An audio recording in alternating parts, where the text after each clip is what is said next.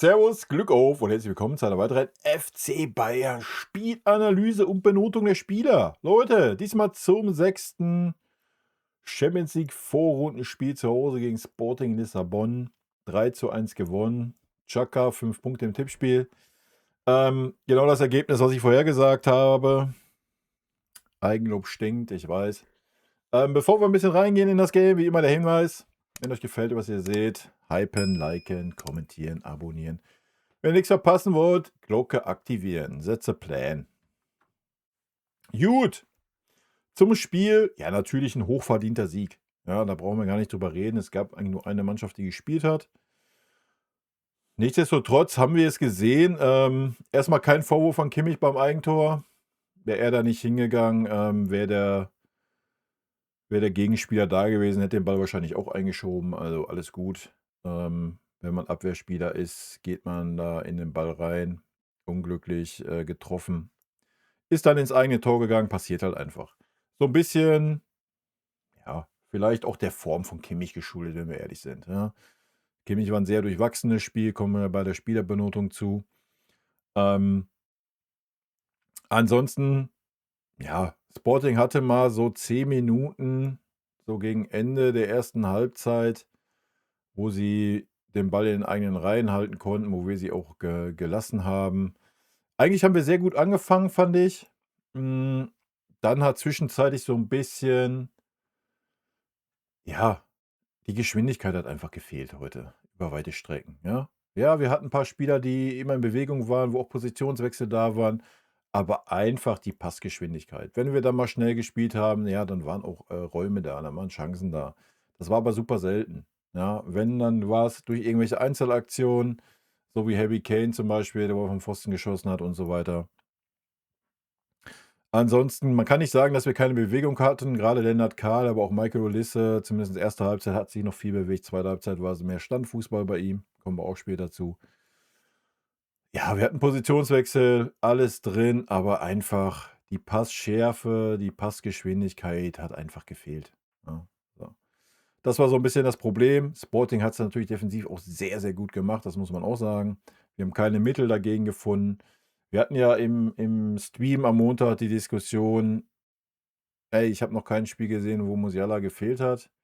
Heute in der ersten Halbzeit hätte man sich 'n Musiala gewünscht, ja, weil da war's, ja, da wäre 'ne Einzelaktion von Jamal heute vielleicht durch die Zentrale kleiner Dosenöffner gewesen. Nichtsdestotrotz hatten wir ja Chancen, auch in der ersten Halbzeit so, vor allen Dingen in der ersten Halbzeit sogar bessere wie in der zweiten.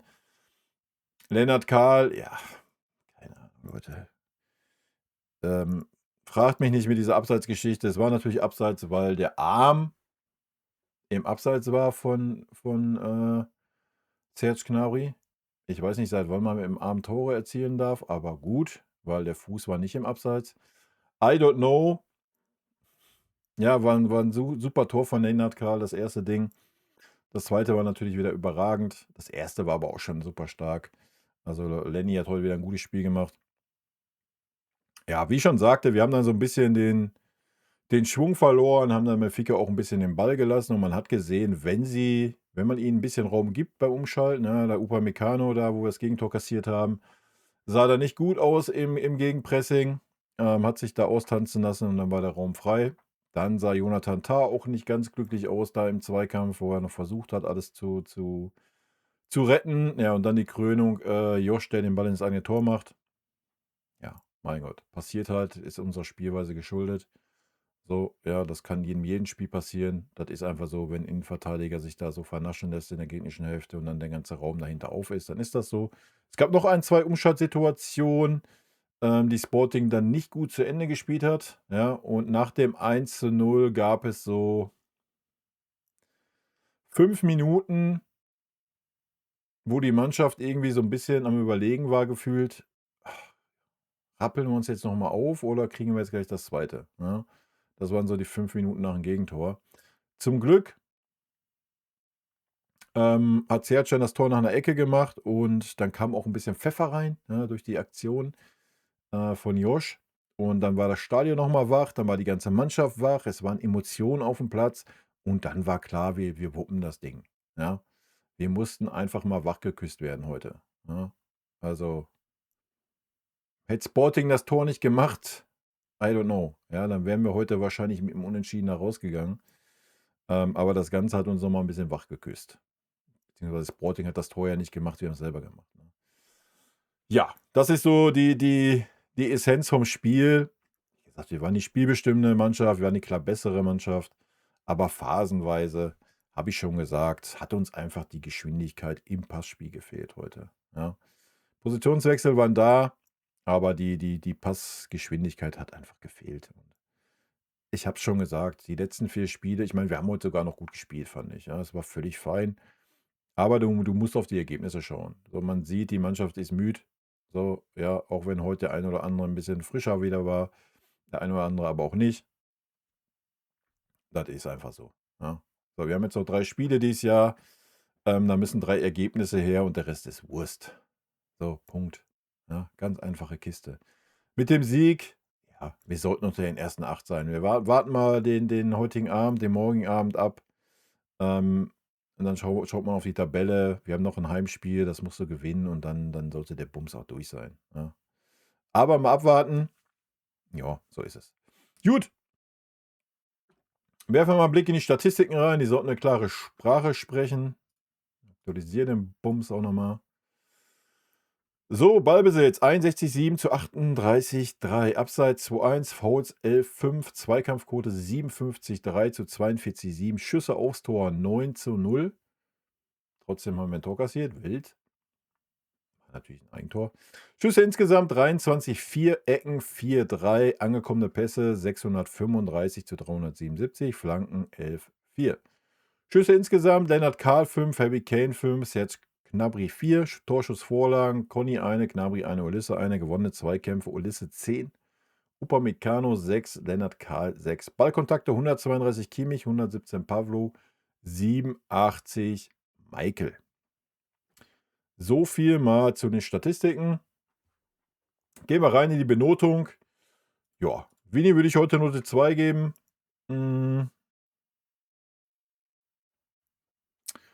Ja, Aufstellung gehe ich natürlich mit. Ja, aber lasse mich kurz reinschauen. Ich glaube, ja, 1:1 meine Aufstellung, außer dass ich 'n Obich drin hatte. War aber auch völlig zu erwarten, diese Aufstellung. Alles andere wäre überraschend gewesen. Weil teilweise halt nicht so die Optionen da sind. Ja, Tom Bischof ist für mich immer 'ne Option, hätte es natürlich bringen können, aber Pavlo hat es auch ganz gut gemacht, die letzten Spiele. Von daher war es klar eigentlich, dass Pavlo, Kimmich heute auflaufen werden. Ja, ansonsten die Wechsel, ja, weiß ich nicht. Vielleicht wollte man Lenny 'n bisschen den Applaus geben. Er wirkt auf jeden Fall noch fit und frisch und vielleicht wollte man Rafa noch mal 'n paar Minuten geben, I don't know. Ansonsten hättest du Lenny auch drauf lassen können, war auf jeden Fall der Spieler, der da besser war. Jetzt vielleicht, eher Michael runternehmen können und 'n Lenny nach rechts und dann hättest du Rafa ja trotzdem bringen können, weil zweite Halbzeit von Olise war nix mehr, wenn wir ehrlich sind. Das war mehr Standfußball wie alles andere. Ähm, ja, die anderen Wechsel alle in der Schlussphase. Ich denke mal, alle Spieler, die heute draußen saßen, bedeutet, ich bin gespannt, ob Kimmich mal draußen sitzt im nächsten Spiel. Aber ich gehe davon aus, dass 'n Bischof in der Startelf stehen wird, 'n Leon, Minjay, Guerrero sehr wahrscheinlich auch im nächsten Spiel. Bin gespannt. Vielleicht sogar Ito. Muss man mal abwarten. Aber da greifen wir schon vor. Machen wir erst mal den Bums rund hier. Also, Vini 2, Manuel Neuer. Ja, wir haben's grade gesehen, kein Torschuss vom Gegner. 2 Torschüsse von uns. Einmal von Jonathan Tah, den er gut gehalten hat. Kurze Distanz, aber das kann Neuer auch. Und Halleluja! Manuel Neuer hat heute mal 'ne Ecke runtergepflückt und das ganz souverän. Hut ab, habe ich gefühlt seit Monaten nicht gesehen von ihm. Beim Gegentor von Josh, ja, war Manuel Neuer schuldlos, da konnte er nix machen. Also, da brauchen wir nicht drüber reden. Ja, ansonsten super schwer zu benoten natürlich, weil er nix zu tun hatte, ne? Von daher werden wir es halten wie immer, wie es auch bei Obich gehalten haben im letzten Spiel. Note 3 für Manu. Gut, damit fangen wir an oben bei Stunny. Ja, Stunny hat's ordentlich gemacht, meiner Meinung nach. Wie immer eigentlich, ja. Stunny hat doch heute nicht die 10, 15 Minuten gebraucht. Hat heute auch nicht so tiefe Augenringe gehabt, nur so 'n bisschen. Vielleicht hat er mal 'n bisschen besser geschlafen, ich weiß es nicht. Ja, Stani hat's sehr, sehr gut gemacht. Leider ging am Anfang erster Halbzeit mal wieder ein bisschen wenig über die linke Seite. Ähm, nichtsdestotrotz, wenn defensiv gefordert war, war Stani da. War jetzt nicht überragend, war aber völlig, völlig fein. Ich sehe ihn auch bei einer 3 heute. Gut, Jonathan Tah, ja, Mister Zuverlässig bei uns, absoluter Top-Transfer. Ähm, das Tor gemacht auch noch heute, von daher Note 2 von meiner Seite. Wie gesagt, wenn man das Haar in der Suppe suchen will, dann vielleicht, wo er noch versucht hat zu retten da beim Gegentor, aber ja, das geht dann eher auf Opas Kappe wie auf seine. Er hat's zumindest noch versucht, sah da allerdings nicht so ganz so gut aus. Mein Gott, ja, passiert halt, wie gesagt, unserer Spielweise geschuldet. Damit kommen wir zu Opa. Opa hat's auch gut gemacht, bis auf die eine Szene, von daher Note 3. Ähm, sieht natürlich immer schlecht aus, wenn man dann im Gegenpressing, im Rausschieben sich vernaschen lässt vom Gegenspieler und dann der Raum dahinter frei ist und der Ball da reingespielt wird. Ansonsten hat Opa bis dahin, ja, 2 Fehlpässe, die auch nicht gut waren, aber ansonsten hat er ein tadelloses Spiel gemacht. Wenn es gefordert war, war er da. Fairerweise, ja, war unsere Innenverteidigung heute auch nicht so gefordert, muss man fairerweise auch sagen. Von daher Note 3 für Opa. Gut, kommen wir zu Conny Leimer. Ja, Conny Leimer ist heute so ein bisschen, wenn ich ihn finde, da das Gegenstück zu Pavlo. Auch das war heute Note 3 aus meiner Sicht. Das war völlig okay, war jetzt nicht überragend, war aber da, was da sein musste. Ja, hat sich ein zweimal aufgeregt im richtigen Moment, hat ein zweimal auch mal 'ne Ansage gegeben. Das hat mir gut gefallen. Ansonsten sieht man auch da so, die hundertprozentige Frische ist nicht da, wie auch, ja, trotzdem alles reingeworfen, was er drin hat, wie Conny Leimer so ist. Ähm, ja, von daher, wie gesagt, Note 3 meinerseits. Gut, kommen wir zu Pavlo. Ja, Pavlo, wir haben es gesehen, waren's die meisten oder zweitmeisten nach Kimmich, ne, Ballkontakte. Auch da, finde ich, hat man ein bisschen gesehen, dass die Frische ein bisschen fehlte. Von daher auch Note 3. Ein bisschen wenig Ideen beziehungsweise ein bisschen das letzte Zutrauen hat gefehlt. So, gerade erste Halbzeit, ja, wo es darum ging, du musst mehr Speed ins Passspiel bringen, war es mir zu viel, Querpass Toni wieder auf Josh oder Rückpass Toni. Hat er nicht nur gemacht, so, keine Frage. Er hat auch versucht, mal die Lücke zu finden, auch mal versucht, den Ball ein bisschen nach vorne zu tragen und so weiter. War okay, aber es hat ein bisschen Schärfe gefehlt. Oder auch mal das Zutrauen, mal in der Mitte mal versuchen, 'n Loch zu reißen, indem man mal, vielleicht den einen oder anderen Spieler mal dran vorbeigeht, ne? Wenn man schon kein Speed ins Passspiel bekommt. Aber es war ordentlich, reiht sich ein in die Dreierriege, denke ich, ne? Gut, kommen wir zu Kimmich. Ja, über Kimmich können wir heute mit Sicherheit streiten. Der eine oder andere wird ihn stark gesehen haben, der eine oder andere wird ihn verteufeln wegen dem Eigentor. Bei mir bekommt der Josh auch die Note 3. Ja, wie gesagt, das Eigentor, er war in dem Raum, ja, was er nicht immer ist. Ja, kannst du wahrscheinlich ein bisschen besser klären, war ein bisschen unglücklich. Wenn er nicht hingeht, wie gesagt, der Spieler hinter ihm war blank, ja. Natürlich weiß man nicht, vielleicht hätte er den maßlos drüber gezogen, daneben geschossen, whatever, ja. Aber wäre er da nicht hingegangen, hätten wir den Kimmich zerrissen, dass er da nicht hingeht als defensiver Mittelfeldspieler. Von daher, würde ich ihn da rausnehmen. Hat aber auch heute wieder Passspiel war wieder super lahmarschig, ja. Ähm, hatte gute Szenen, hatte schlechte Szenen. Ich glaube, das passt jetzt ganz gut zusammen gerade. Ich glaube einfach, 'n Josh wird halt einfach, wie der ganze Mannschaft, es wird einfach Zeit für mal 'n kleinen Urlaub vom Kopf her, ja. Dass es vom Körperlichen her geht, sie hat man dann gesehen, wo das Stadion mal die Emotionen transportiert hat, die 10 Minuten, ne? Da hast du gesehen, dass unsere Mannschaft körperlich das noch abrufen kann. Aber einfach vom Kopf her diese Galligkeit, diese Motivation auf aufm Feld zu bringen, wenn alles so dahin plätschert, nenne ich's mal, ist die Kunst, ne? So, und das hat's heute gebraucht, dass es 'n bisschen angezündet wurde. Ähm Ja, und da ist Kimmich eigentlich das perfekte Bild dafür. Wie gesagt, es war nicht super schlecht, es war nicht super gut, wie fast die gesamte Mannschaft. Eine durchschnittliche Note, Note 3. Gut, weiter geht die wilde Fahrt. Serge Gnabry hat mir bis zum Tor gar nicht gut gefallen. Wenn ich ihn finde, blende ich ihn euch auch ein. Da ist er. Hat mich wieder an den Pommelinho Gnabry erinnert, an den so, ja, ich bin zwar auf dem Feld, aber nicht zugegen Gnabry. Ähm, Ich weiß auch nicht, was der Kommentator gesehen hat, dass Gnabry eine überragende Leistung gezeigt hat und super viel mit nach hinten gearbeitet hat und so weiter. Ähm, Nach dem Tor war es viel, viel besser. War Serge viel, viel präsenter, ja. Erste Halbzeit hat er 1, 2 Szenen gehabt, das war's. Hm, aber auch da sehr, sehr wenig Zutrauen, mal im 1 gegen 1 auf seiner Seite durchzugehen. Mag der Seite geschuldet sein, ja. Ich denke, 'n Serge ist stärker über die rechte Seite wie über die linke, aber das ist natürlich Ansichtssache. Fairerweise haben wir aber auch wenig über links gespielt in der Anfangsphase. Zweite Halbzeit beziehungsweise nach dem Tor war es dann echt stark von Serge, muss man sagen. Das Tor hat er gut gemacht, ja, natürlich überragend vorbereitet von Harry Kane und ich weiß gar nicht, was Dani oder Pavlo in der Mitte, die da die Männer weggeblockt haben, sodass der Raum da echt frei war. Und ja, aber den musst du halt auch erstmal machen, so aus der Luft, ne? Gibt genug Leute, die den nicht machen.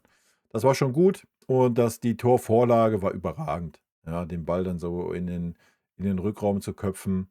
Ähm Das war gut. Aber auch nach seinem Tor war er viel, viel präsenter auf dem Feld, ja. Du hast ihn wahrgenommen, er hat's immer wieder versucht, auch wenn du gesehen hast, so, ja, auch da so die Kraft, die letzte, aber wann hat Serge mal 90 Minuten gespielt, wa? Also, von daher, Serge für mich heute gutes Spiel, Note 2.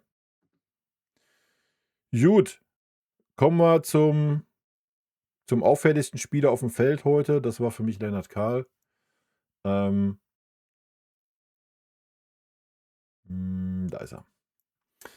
Ja, wie gesagt, erste Halbzeit schon der Spieler, der am meisten in Bewegung war. Ja, immer wieder in Bewegung, immer wieder angeboten, mit nach hinten, sich tief fallen lassen, wieder nach vorne durchgegangen. Ganz, ganz viele Wege ohne Ball gemacht und ganz, ganz viele Wege gemacht, auch wenn der Ball nicht kam. Ja, immer wieder versucht, auch im Mitspieler dann Gegenspieler mitzuziehen, mal eine Lücke zu reißen. Das Tor war überragend, was dann abseits war. Ja, er war nicht im Abseits, sondern Serge. Das Tor war überragend, das zweite Tor auch genial, auch schön rausgespielt. Da haben wir halt auch mal schnell und direkt gespielt, ne? Das, was ich meinte am Anfang so mit der Passgeschwindigkeit und der Passschärfe. Aber hat sich, ja, nie hängen lassen, immer in Bewegung, immer geackert, gerackert. Hat mir sehr gut gefallen und von daher von meiner Seite auch die 2 heute. Gut, kommen wir zu Harry Kane. Ja, Harry Kane habe ich ein bisschen schwächer in Anführungsstrichen gesehen wie Lennart Kahl und Serge ist 'ne 2,5 für mich, auch wenn er heute kein Tor gemacht hat, hat vom Pfosten geschossen, hat nur ein 2 Schusschancen sich genommen. Hat aber bei der Ecke super weggeblockt, damit das Tor überhaupt entstanden konnte, ja. Hat sich aber auch wieder 'n bisschen aufgerieben heute für die Mannschaft. Ähm,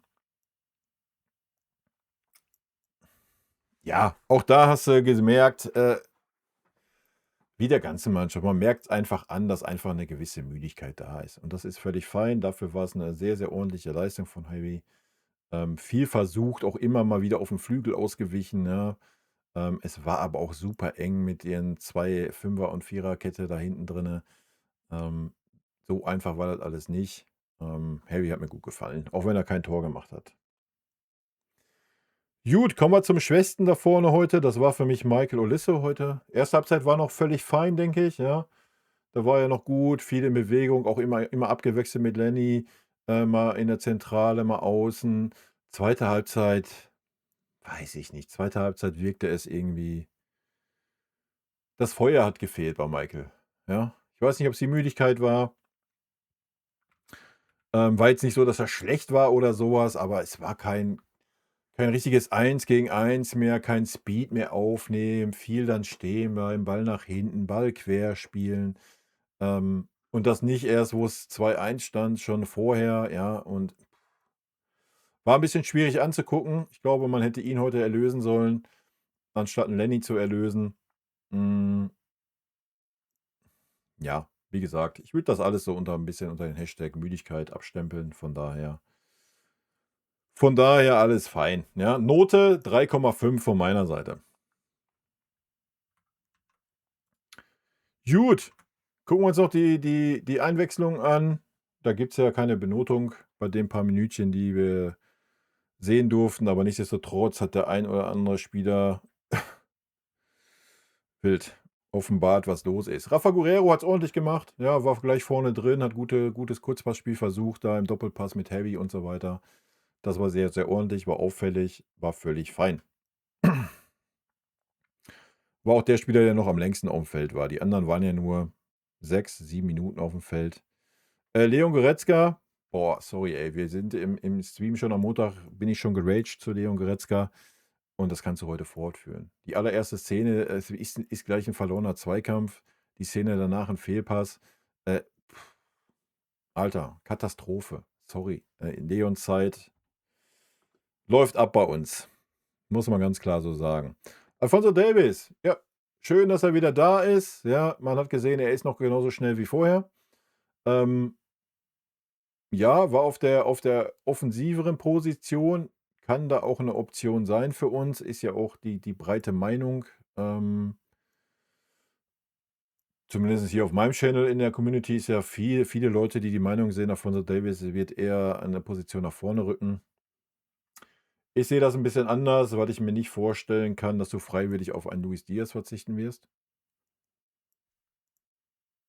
Ja, wenn der gesperrt ist oder so, ja, na klar, ist Fonsi dann eine Option. Ähm, aber wer weiß, lassen wir uns mal überraschen. Schön, dass er zurück ist auf jeden Fall. Ja, dann haben wir noch Ito gesehen. Bin ich sehr gespannt, ob er da in der Rückrunde mal ein bisschen mehr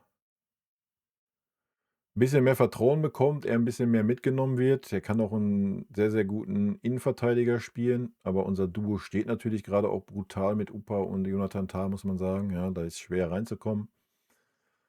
Ich bin gespannt, die paar Minuten, die er gehabt hat. Ja, Ito halt, ne? Das ist auch so 'n Mister zuverlässig. Du weißt, was du kriegst so, ne?